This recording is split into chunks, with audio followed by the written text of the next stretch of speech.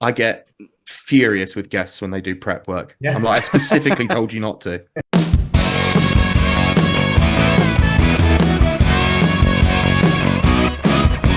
Shut up, shut up. Shut up, shut up. Shut up, shut up. Shut up and answer the question. Shut up, shut up. Shut up, shut up. Shut up, shut up.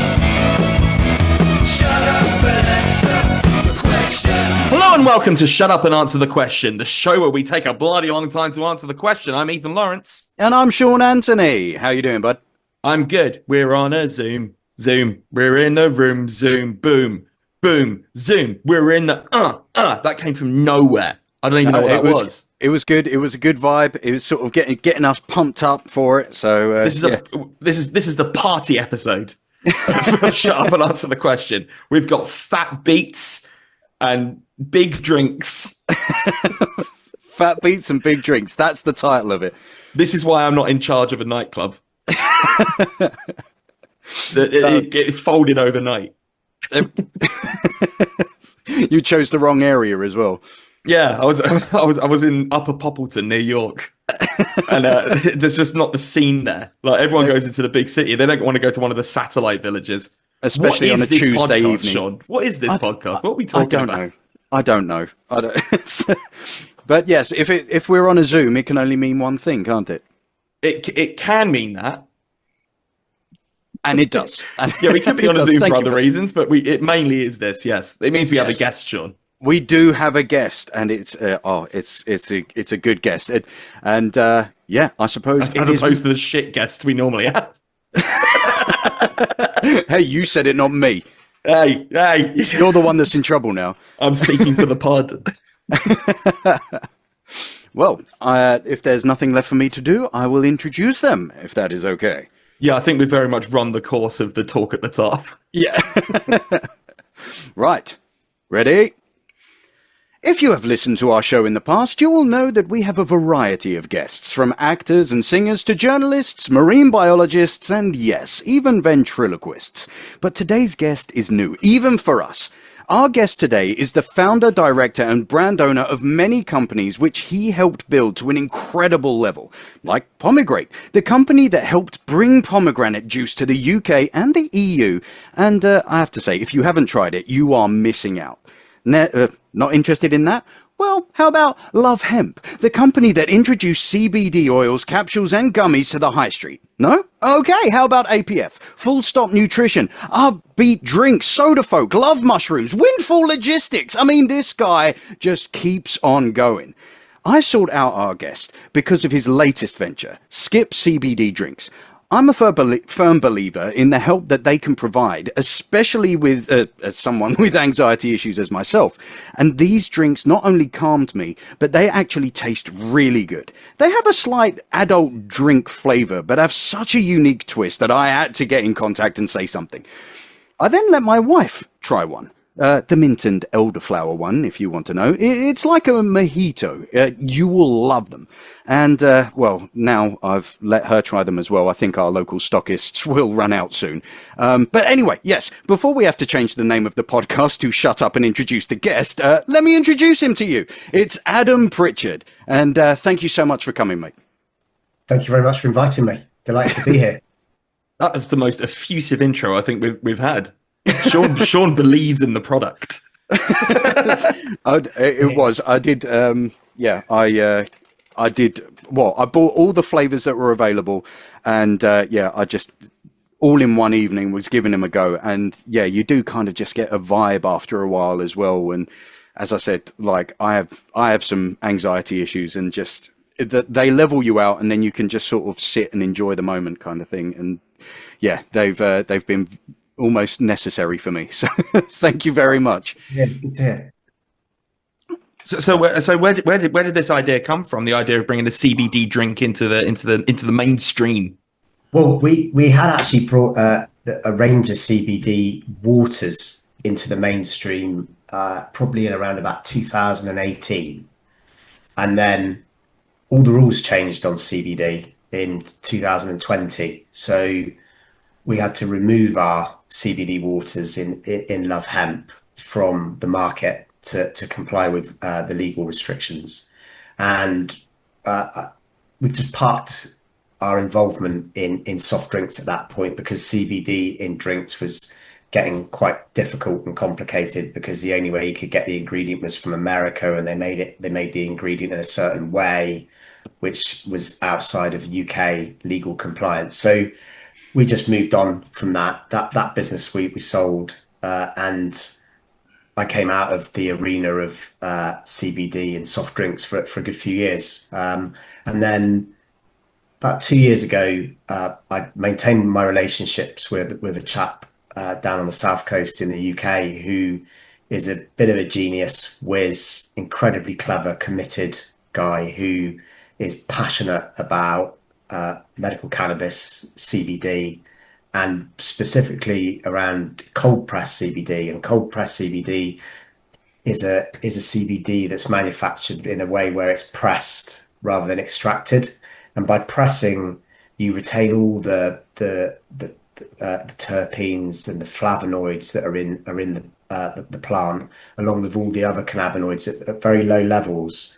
And with that combination of all the different cannabinoids and terpenes and flavonoids, you get a much greater beneficial effect of the CBD that is consumed. So he's passionate about this, and ultimately he managed to turn this CBD into something that was water soluble and legal, most importantly, because a lot of CBD that the consumer gets in the UK is speculative in terms of its consistency on occasion, and it's the same, like it's a bit like chocolate. I mean, not all chocolates created equally, and CBD definitely has that reputation. So we wanted to use the very, very, very best, and that's ultimately what we use in our brand Skip, which we launched just around about this time last year, and it's been fun and games ever since. Fun and games. As I'm running a business, I imagine there's a lot of fun and games. There's a lot of jollity. This particular brand has been the most fun and games of them all, because we've had an opportunity to really do something which no one else has been doing, because we're using this particular type of ingredient in the soft drinks space. And soft drinks is a very, very active, vibrant space where consumers go, and it's the easiest way for consumers to consume, to take CBD. It's the most enjoyable way, it's the most accessible way, and ultimately that's why we use soft drinks as a format to deliver this functional ingredient in the best way possible. Well, hearty congratulations on the success of the business. I mean, we've only just started. It's not when, like a lot of businesses in it, when they're in their infancy, that's when they're at the most challenging to get going. But we're certainly beginning to make some decent progress with Skip now, after what can only be described as a difficult start. well, Customers didn't even want to entertain a conversation with us, simply because some customers got very upset because of our name, Skip, and they didn't like it because they thought that we were poaching the goodwill of the brand Trip, which is a brand which has been in the market for a good while. Yeah. As we said, I mean, how can a consumer be confused with the words skip and trip? Because they mean totally different things, and who wouldn't want to skip? It's very simple. I mean, do you want to trip or do you want to skip? It's simple. I mean, initially I thought you said there was going to be some arguments with the crisp skips. I thought that was where that was going. We'd never thought about delivering CBD on a crisp, but that is not a bad idea, Ethan. Just make sure you don't call it skips, otherwise I think Walker's Lays want to talk to you. Speaking of challenging starts, we've got a question for you.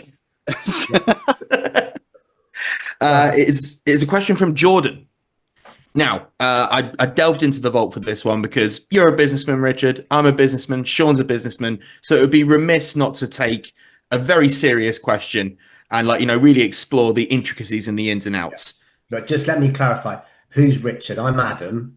But you, Do you know what happened? I saw Pritchard on your name at the bottom there and said Richard, even though I know your name's Adam. And that's really embarrassing. And I am ashamed and will commit seppuku. I've been called much, much worse. Adam, I'm so sorry. That was so bad. I'm awful. Clarify. Oh, Adam. Oh, Adam. So, and Jordan, so Jordan's asking, go on, please. So, yeah, the point is, very serious question. If you had to fight one animal for charity barehanded, which would you choose and why? That's a good question. Charity's a very serious business. No, I really appreciate the fact that you could no chance of any preparation for that one. No. Which animal would I fight? That's a good question. Adam, what's your relationship with charity boxing matches? I haven't done one myself. Have you ever watched one? Have you attended one? Yes, I have actually. Here we go. I've found a thread, Sean, and I'm pulling on it. Yeah, I have. Yeah, I have attended one. A chap called it's a chap who used to do some sales for us in the pomegranate business. A chap called Dave Twinton, and he did a charity boxing match. He was very good actually. Did he win? Excellent. No, he didn't. A charity one. That's what happened. I think he was mismatched. Would be fair to say. I say, is he like a little guy up against a huge guy? But I think I probably, in terms of I'd probably go for a snake because it's either gonna kill me quick or I'm gonna take it down. See, that's interesting because when I went into this, Exactly. Oh yeah, it counts. Counts, yeah. Okay. It's handy as well, especially if it's a boxing match, because snakes, famously, they have no arms. They're not handy, Sean. Snakes. There we go. They're not handy at all. Oh. See, going into this, I was thinking to myself, you've got to find a balance, right? You've got to find a balance between an easy fight and it being like good enough for people to want to give you money. Okay, yeah. It's like, I could beat the shit out of a mouse. Yeah. But like, no one's going to give me money for that. No. Unless it was numbers. I think people would pay, like, if there was a larger number of mice going after you, that would probably be something worth. They struggle on that on the TV show where there's a lot of creepy crawlies and mice and snakes that are putting in volume in those coffins that the celebrity get me out of here people go on, don't they? Yeah, I mean, they're not encouraged to fight them, though, I don't think. No, just to remove them. as best as one can. Yeah, exactly. Would you ever seal yourself inside a coffin full of bugs, Adam? No. No, not even if I offered you a shiny penny. No, I don't think so. No. That would, yeah. There's got to, like, even for charity kind of thing, there's got to be those kinds of levels. Like, I mean, if you're raising enough money, you're like, okay, yeah, I'll give it a go for such and such. But then, yeah, something about the bugs, like in a coffin with the bugs, it's charity, absolutely. But yeah, I'd be, yeah. I mean, people run marathons, do all sorts. That running a marathon for me would be probably more challenging than going in a coffin with a load of mice for 5 minutes. I would have thought. I can't even picture running a marathon. I know people that have, and their bodies are broken afterwards. Yeah, my wife's actually just started training for a half marathon, so yeah, there's a lot of preparation that goes into that. And yeah, still, like, I do 5Ks with her, and I'm like, yeah, that's fine. As soon as she mentioned half marathon, my brain was like, good luck with that. I mean, it's just it seems like a number that a length that I just can't even fathom. No, different ball game, as they say. Yeah, very much a different ball game. Snake is a good answer, I think, but I'm gonna have to push deeper. I'm gonna have to. What kind of snake? I mean, are we talking? You mentioned that you're willing to die for this charity. The python is gonna take you out pretty quick, or you're gonna have half a chance somehow, aren't you? I'd have to watch some YouTube videos on how various different Australian bushwhacker people go in and attack. Well, they wouldn't be Australian. I don't think they've got pythons in Australia, have they?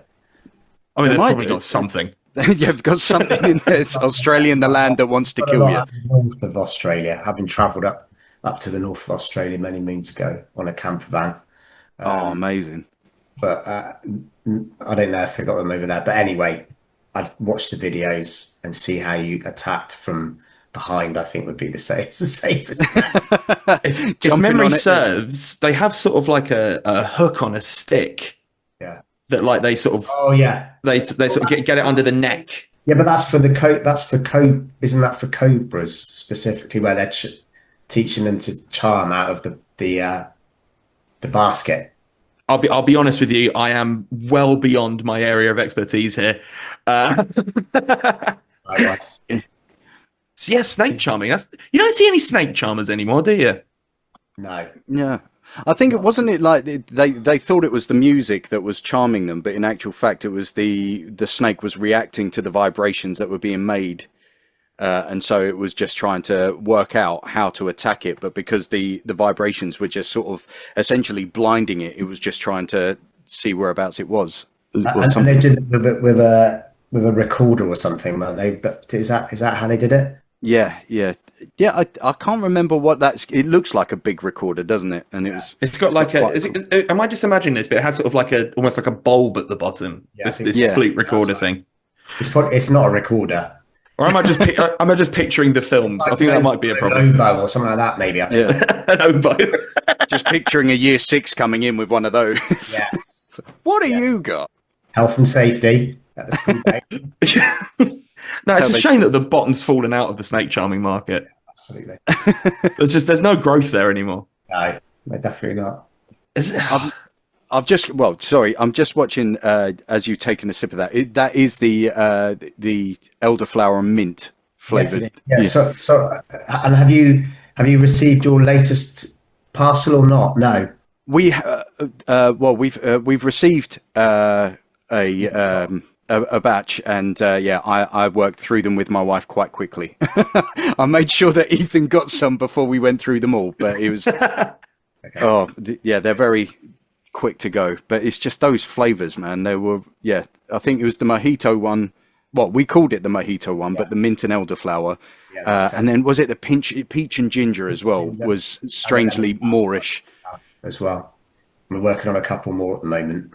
So excellent. I can't talk to you about those on here today. Ooh, secrets. I'll be breaking the rules of our new product development strategy. Okay, well, we won't pry because we're good, responsible podcasters. Appreciate that. But I have to say, peach and ginger was a revelation for me because normally I'm not a big ginger guy. Okay. But I found the balance in this one really nice, just a slight gentle warmth at the back of the throat, which was just really pleasant. It was one of those ones that just makes you keep on want to just go for one more sip and then become sad when the can's empty. Yeah, that's good. That's what we want. So what do you... Go on, Sean. You go. No, I was just going to ask about like the whole research and development thing for like the flavors and that, because I remember we were talking before, like there are times when a flavor is presented with you to you and then you sort of know straight away. But do you sort of like fine tune as you go, or you literally like that one doesn't work, that one doesn't work, we'll stick with that one? What we would do is I work with a lady who is a lead product developer in the UK. Her and I have worked together for, I don't know, maybe 25 years on and off, and she's done all my different great product development she has done. And it's her experience really of how to put flavor profiles together in the correct manner. And look, the food industry now, the level of detail and complexity with even things like natural flavors to give outstanding nose and really vibrant taste is amazing, really, how they're doing it. So with natural extraction processes of plants which will be grown in all the correct ways. So it's pretty amazing. The amount of effort the amount of detail that goes into just one can. Yeah. From an ingredient perspective, and how that ingredient is created is always always amazes me, really. And it's like when I had the pomegranate business, you think about how, how complex it was to just put to make a litre of juice, because we'd be shipping pomegranate juice down the Khyber Pass in Afghanistan or out of Iran. This is going back quite a number of years now, and the challenge of that, just to get that done, which took me years, because nobody wanted to take a guy who knew absolutely nothing about food and drink in any way seriously. So I had to head out to places like Iran to find a good enough raw material to be able, and a process to produce a quality juice that could then be shipped into the UK and turn that into actually a proper business, into a brand. So I wanted to ask about that, actually, because like when we spoke before, like you mentioned that your work and research and development sort of takes you, I mean, all over the world. I have been, but so when I had my pomegranate juice, so I had a couple of businesses before the pomegranate juice business that I set up in conjunction with a business partner.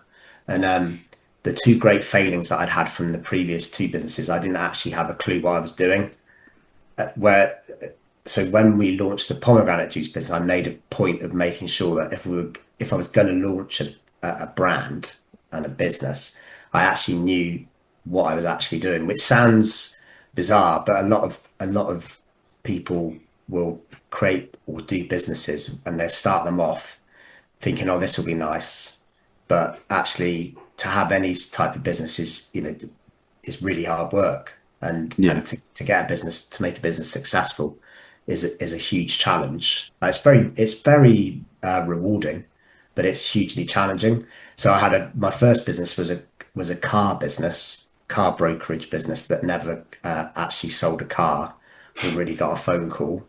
And that cost me about, I don't know, 30,000 quid of support, trying to support that. So that was me down to bare bones. So then I'd set up a telephone counselling business on a premium rate phone number that never really got a phone call. I used to have counsellors in my house, my flat in Islington, waiting for phone calls that never came, apart from reverse charge phone calls with people ringing up from King's Cross going, you're the fucking problem, and then putting the phone down on the counsellor. Then I'd have to counsel the counsellor, which wasn't in the business plan. So that lasted a few, probably about 3 or 4 months. And again, I lost quite a bit of money on that. So I was on bare bones at that point. And to get the pomegranate business going, I probably spent on and off about a year going to and fro from India, trying to make it work over there, and going into the middle of the country, trying to source pomegranate, working with a professor out of a university in Bombay. And ultimately that concluded with a trial in a factory in the middle of nowhere in India, when I'd never seen fruit juice made before. And I remember it pouring out of this machine all over the floor of the factory, and the factory owner going to me, everything's going really well, Mr. Pritchard. Everything's going absolutely to plan. And I was looking at it thinking, I don't know much about fruit juice production, but fruit juice that looks very thick going all over the floor of a factory doesn't look like it's going to take today.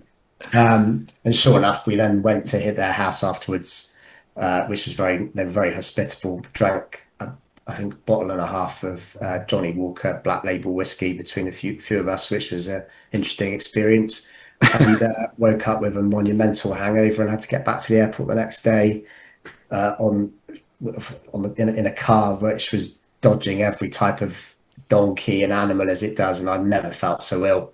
And that was the end of my experiences of trying to source pomegranate in India for a few years.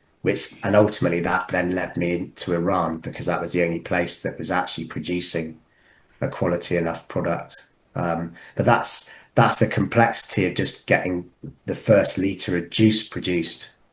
And that's just one part of the supply that's required. So you got to be quite resolute and committed to do these things, and a lot of entrepreneurs in the food and drink space, they really are. it's a, it's a really interesting challenge that can be taken on, and look to do something which is truly innovative and different. Takes an awful lot of commitment and work. I guess so. I mean, I'm honestly in awe of anyone who can sort of like visualize, a gap in the market and then do everything they can to fill it. Where does this entrepreneurial spirit come from for you? Like, was it in you as a child, or like where did you find it? Absolute desperation. Right. So at the sort of age of 16, I was left school, and I went traveling on and off for about 8 years, doing what I did, wherever I was working, to whatever countries, and just, to survive. And just kept, really got the travel bug at quite a young age. And probably got to about 24 when I was living in Australia and thinking, God, I probably really need to do something now, because I'm getting a bit bored. I was actually getting bored. And came back to the UK, and that's when I started setting up businesses, because I trained myself to be a stockbroker. It took me quite a long time, and I was shit at maths at school. I was interested in the idea of shares and trading.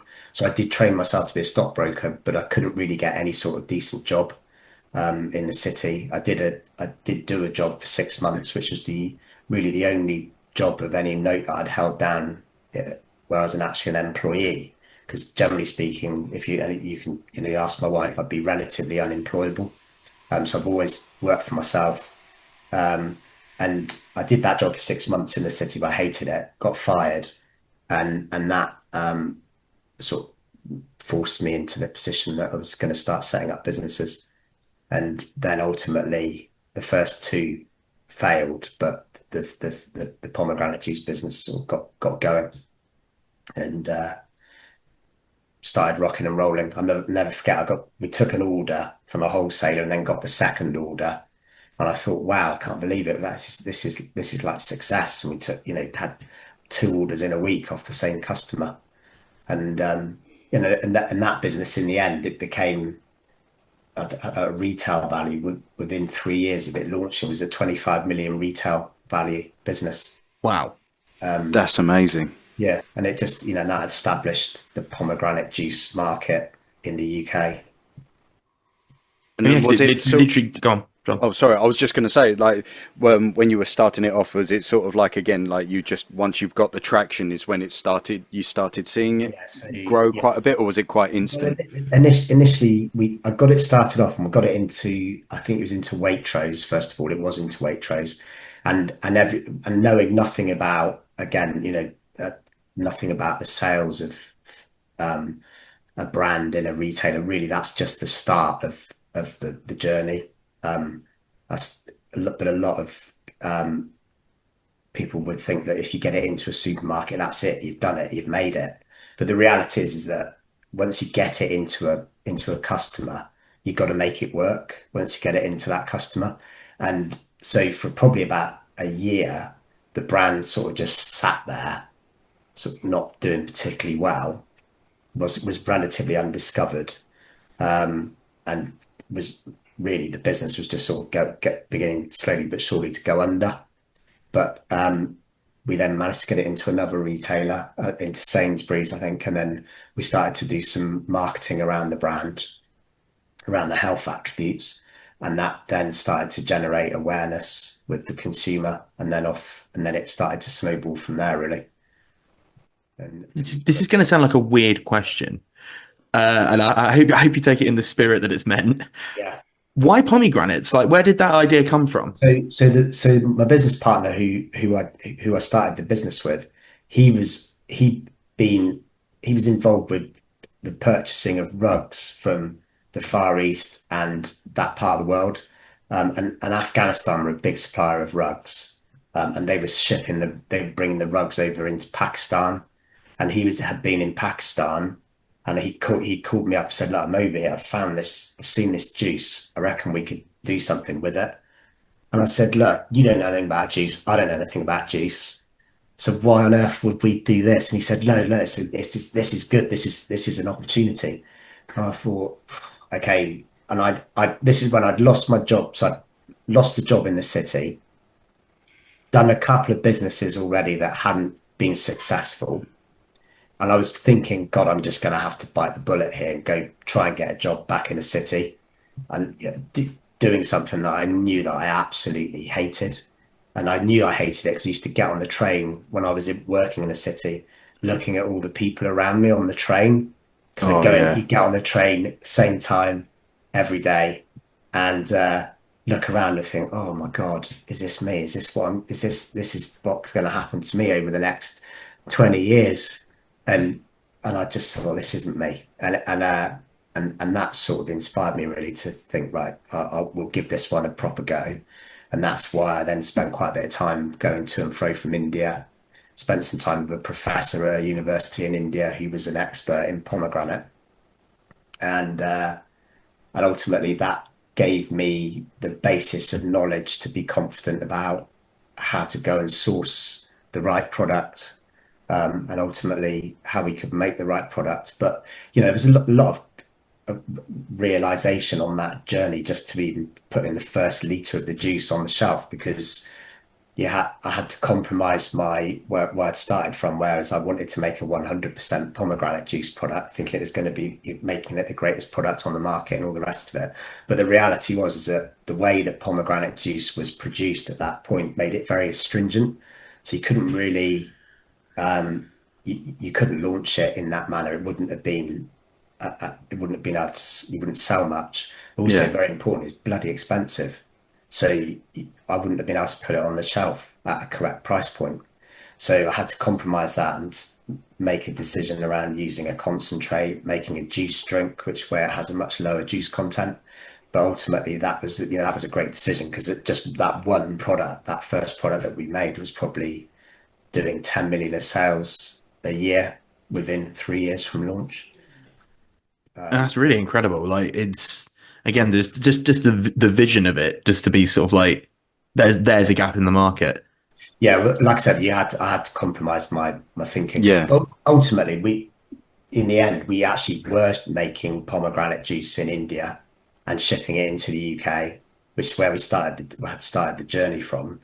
And we were making 100% juice as well. And it just sells at a much more expensive price in the supermarkets now. It's probably about £4 for half a litre or something, but it's really good quality product. But I set that up. I'm not involved with the brand anymore at all. So we sold it in, it was sold in 2015, I think. Yeah. And did you, because you were saying earlier on about like you went into the, like, looking into the health aspects of the pomegranate juice and stuff like that. Is that what then sort of like sparked the interest in like finding more health drinks and I've always been everything I do has always had an angle of health attached to it, functionality, because the reality is that everybody wants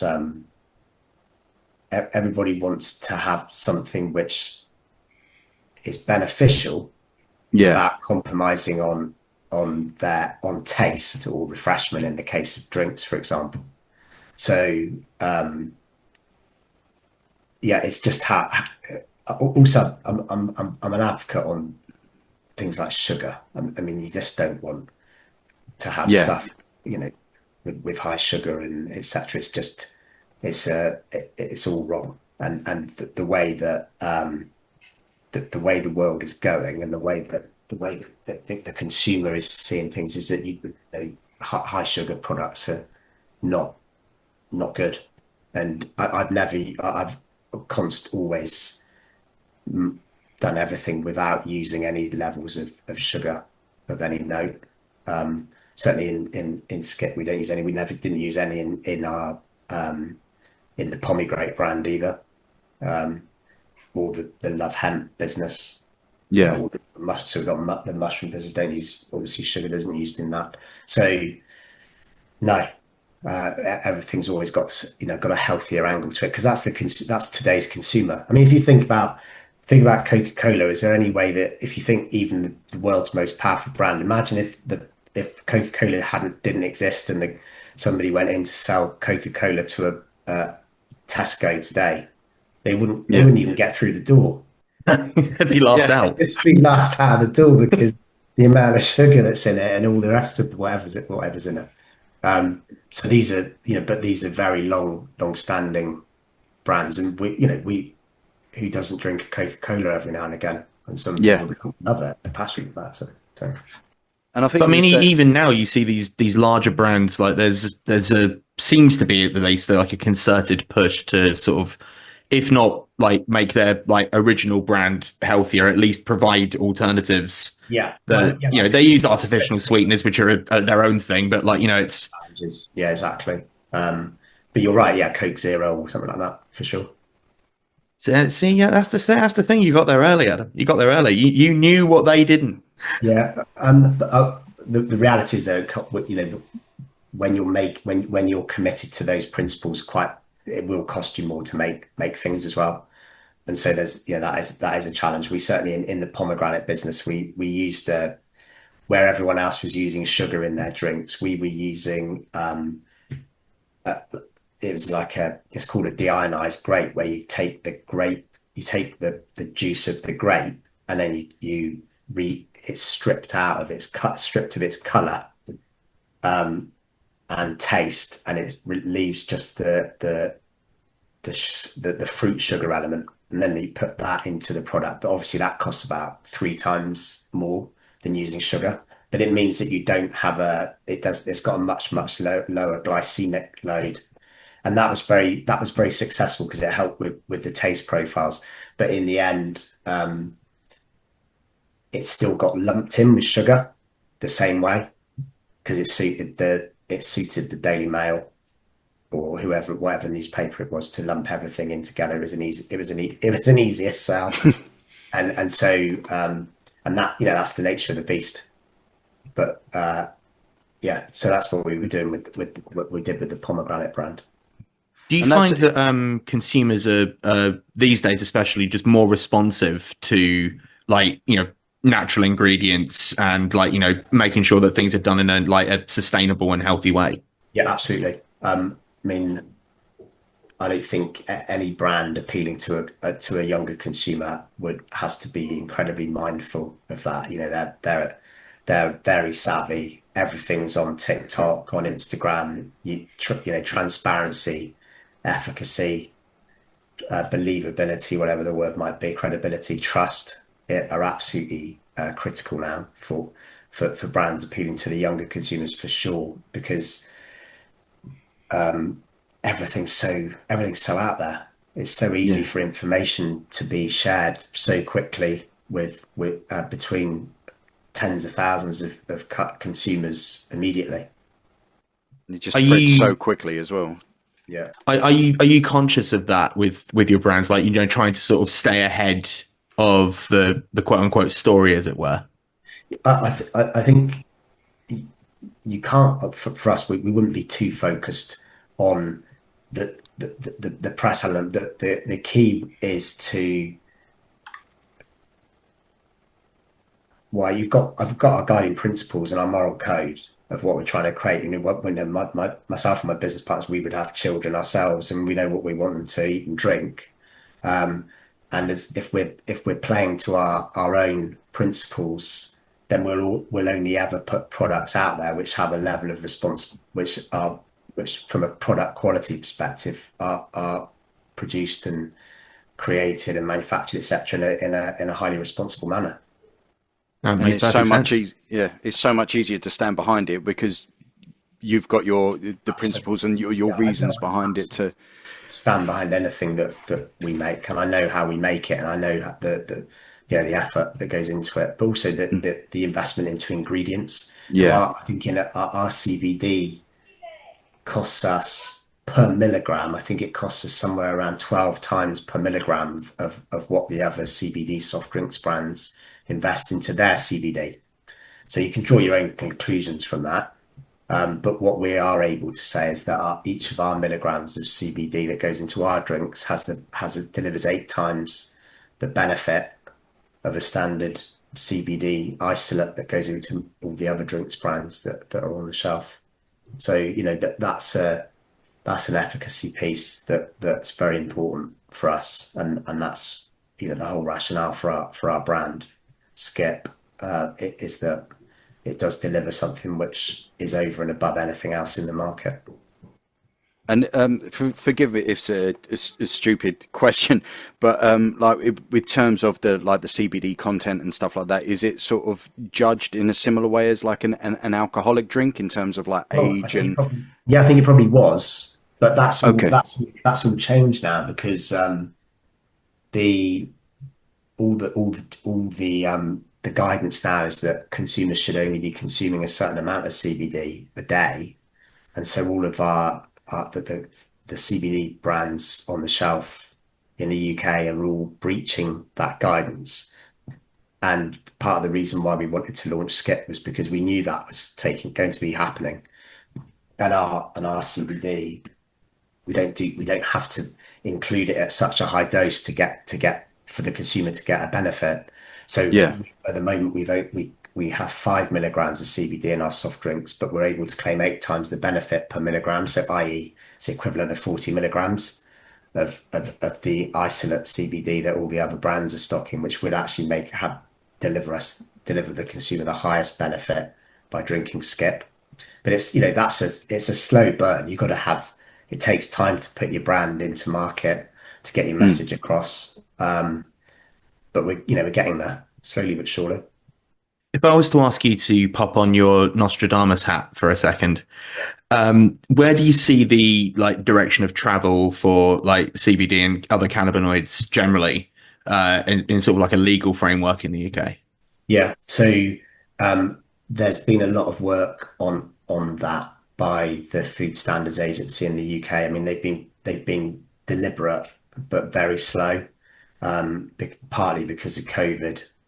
Believe it or not, because the whole regulation of the industry started in March 2020, which if you're talking about timing, couldn't have been worse timing. So here we are over 5 years later, and they only recently started encouraging brands to reformulate, but there's undoubtedly a big pressure from the pharmaceutical industry as well, because the pharmaceutical industry are heavily invested in the cannabis space now for all the benefits that are all now beginning to be shown to be proven for all sorts of different reasons across mental health, serious mental health conditions like schizophrenia, through to anxiety, depression, and CBD.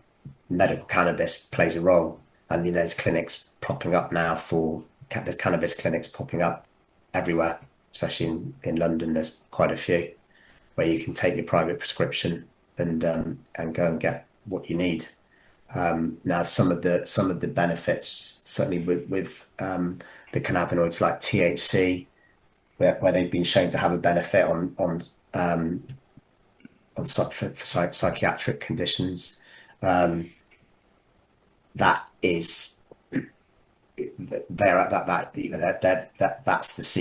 the cannabinoid which is creating the hallucinogenic effects, etc. And that's what you can't. That's THC. That's where the challenge is. That's the feeling where you're stoned. And in the States, that there's no real controls on it in certain states. So there's now THC being put into beers. We're not at that stage by a long shot yet. I mean, but obviously cannabis has been legalized in quite a number of states, if not all of them almost, I think, now in the States.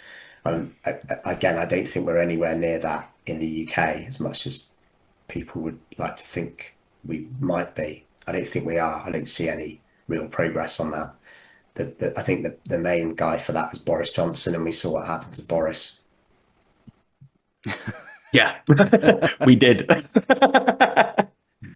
No, that makes sense. With that in, as you were saying, with THC and everything like that, did you find at the beginning there was a bit of pushback because of that sort of association with it, or was it it was quite welcoming? Very early on, definitely, because there wasn't that understanding, but now with the understanding there is around CBD specifically, that you don't really get that pushback. But everything we do and everything any other brand does, it all has to be tested. Yeah. The THC content in anything, which is the psychoactive element, has to be at either at 0% or 0.0002%, I think, is legal. So it's very, very low. You're not, and there can be no effect from the THC element, and that's part of the manufacturing process, but also the plant, because THC really is a poison that's introduced into the plants, and that then, when it then grows within the plant, within the crop, that's how you get the sort of volume of THC into a crop. And for certain crops, illegal crops, unless grown under pharmaceutical conditions, that's the crop that gets sold for a lot of money outside of the legal elements of CBD, for example. Yeah, you won't get that in Sainsbury's. No, you won't get it. Unless Sainsbury's literally just lost their minds. Like, quite exactly. So yeah, that's so yeah. The cannabinoid space is heavily invested in now by the pharmaceutical industry, and there's, I think, 24 different cannabinoids, and they're all heavily invested in from a research perspective and what's going on with them. It sort of feels like, I don't really know how to phrase it, but it feels like sort of like the laws and regulatory framework seem to be like 10 or 15 years behind where the research is. Is that? I think that's probably, it's probably not an unfair observation. The interesting thing with the CBD industry is it's unique in terms of how it's being regulated. So in short, what happened was the CBD industry got going, and it became very big very quickly in the UK and in Europe, and there was no regulation. And normally what happens is any new industry, there's a level of regulation around it naturally very quickly. It just there's a framework which captures it, but with CBD there wasn't. And so the industry became a £600 million plus industry very quickly, but there was no regulation around it. So the FSA, or the powers that be in the UK, decided very sensibly, we better regulate this, because not all CBD is equal, and literally there is some proper rubbish that's out there, and there's some obviously there's some very good products as well. And so they tried to regulate it retrospectively, a £600 million industry, and that's never going to be easy, because once an industry is of that size and that ilk, there's a lot of competing interests, a lot of lobbying, a lot of jockeying, and that's essentially what happened. And that's why it's taken so long for the industry to the regulations in the industry to catch up with it over the last however many years. And that's then interesting. COVID. And it's still not. And then you've got the pharmaceutical industry who are lobbying to be as to have as strong laws as possible on CBD as a food supplement, which is where all of the different CBD brands that we would see as consumers, that's where they sit. They sit as food supplements. And as for yourself, where do you stand on that debate? Like with the pharmaceuticals wanting to be, as you say, quite heavy-handed. Like, where do you feel about that? It's quite frankly, it suits me, because we're invested in an ingredient which is produced in a manner which is 100% natural, pressed, not extracted, and sits outside of these problems. Right. Okay. We don't have, we're not manufactured in any way which is new or in a pharmaceutical manner. Hemp is one of the oldest crops, and the way that we are producing our CBD is in a manner which is it's been like it for hundreds of years. Sure, the press that we use is much more advanced than it was a couple hundred years ago when they were pressing it, whatever they were doing years ago in a field. There's an old lady with a mangle. Exactly, yeah. But the reality is that it's still the same at its core. It's still the same process. The challenge for the CBD industry has been that they've it's all the use of ethanol and other chemicals to separate out the cannabinoids and heat processes, etc., which is ultimately meant that it needed a level of regulation, because it's otherwise the industry is not safe. So it needed it. That makes perfect sense. And once again, it sort of ties back into, the principles that you've told us about. Like, by going in early and making sure that the product is good, healthy, and delivered in the right way, I guess you don't need to really worry about a heavy crackdown on what you're doing. No, but we still have to manage our regulatory position with the Food Standards Agency, of course, on an ongoing basis, because the rules are there for everyone, and we have to adhere, just like every other party. The only difference being is that we are the only CBD soft drinks brand in the UK that does adhere. And yet the other brands don't, but they still remain, on shelf, whilst there's this sort of evolution of regulation and framework and timings. It's a pretty unique situation. So anyone in the food and drink industry, all knows, especially in the soft drink space, all know what a unique situation this is, and that's why you don't see Coca-Cola putting CBD into their Coca-Cola, or AG Bar putting it into their Iron Brew potentially, because they can't, they're not allowed. Yeah, because of the challenges of regulation. It is just interesting. picturing I was just going to say, it was interesting that you were saying about all the regulation and stuff like that, but then you've got like the amount of sugar that's in drinks and everything like that that is now being like seen as comparable in terms of like disruptive in terms of in consumption. A lot of the industry has done its level best to get rid of sugar. Get rid of as much sugar as possible. I mean, they've been forced to, because of taxes that got introduced a few years ago relating to sugar and salt and fat. So a lot of the big brands have been forced to do it, but they're never particularly quick. It's something that they do because they have to, not because they want to. Because sugar's cheap. Yeah. And people like sugar.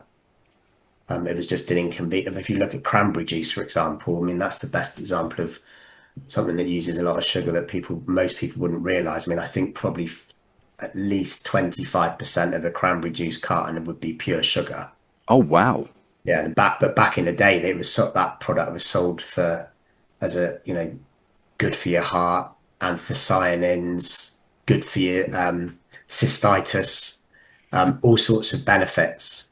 But bottom line was, it was chock-a-block with like half, packet of sugar in every. A quarter of a packet of sugar in every carton.